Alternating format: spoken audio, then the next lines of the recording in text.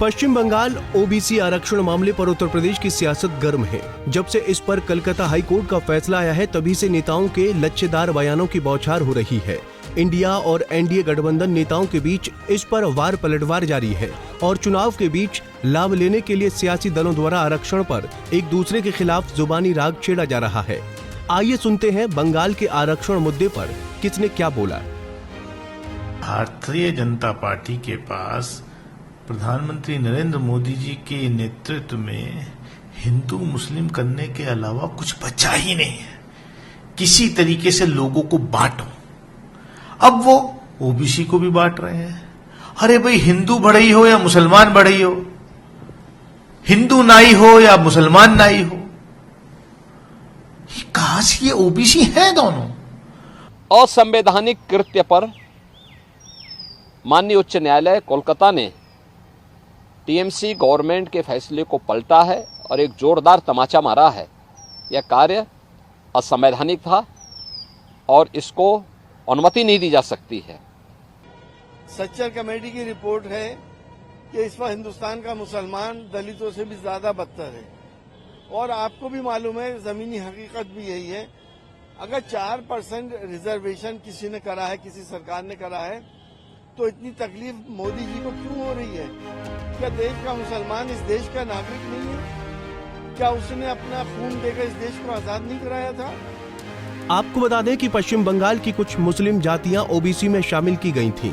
यहां की ममता बनर्जी सरकार ने ये फैसला जातियों के आर्थिक, सामाजिक और राजनीतिक पिछड़ेपन को देखते हुए लिया था। लेकिन बंगाल सरकार के इस निर्णय को कलकत्ता हाई कोर्ट ने गुरुवार को दिए अपने फैसले में गलत ठहरा दिया। हाई कोर्ट का ये फैसला लोकसभा चुनाव के बीच आने से इस पर राजनीति गर्मा गई है।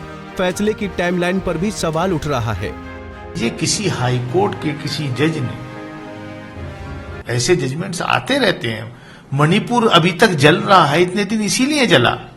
वहां भी इसी तरीके का एक जजमेंट बीजेपी की सरकार ने कराया था। और कलकत्ता में तो, वेस्ट बंगाल में तो आप देख ही रहे हैं किस तरीके से एक जज साहब कोर्ट में रहते हुए सारे वो इस तरीके के जजमेंट देते थे, फिर बीच में रिजाइन करके अभी बीजेपी के उम्मीदवार भी हैं। इलेक्शन कमीशन ने भी रिमांड किया है उनको। तो ये सब वोट के लिए भाजपा कुछ भी करने को तैयार है। पहले लोगों को बांटो, पहले धर्म के आधार पे बांटो, जात के आधार पे बांटो। क्या करना चाहते हो भाई इस देश में? जनता ऊब चुकी है।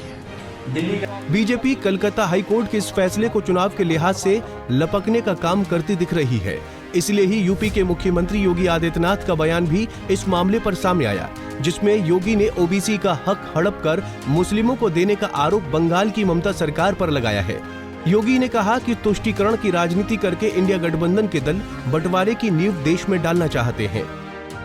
ओबीसी आरक्षण नहीं बल्कि मुस्लिम आरक्षण को लेकर के जो अपना फैसला दिया है वह स्वागत योग्य है।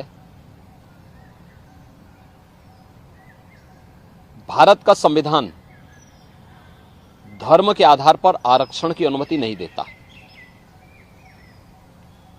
वेस्ट बंगाल की मुख्यमंत्री टीएमसी की सरकार ने राजनीतिक तुष्टीकरण की पराकाष्ठा पर चलते हुए सन 2010 में 118 मुस्लिम जातियों को जबरन ओबीसी में घुसेड़ करके उन्हें यह आरक्षण दिया था। यानी 118 ये जातियां, इसका मतलब ओबीसी का हक जबरदस्ती हड़प रही थी।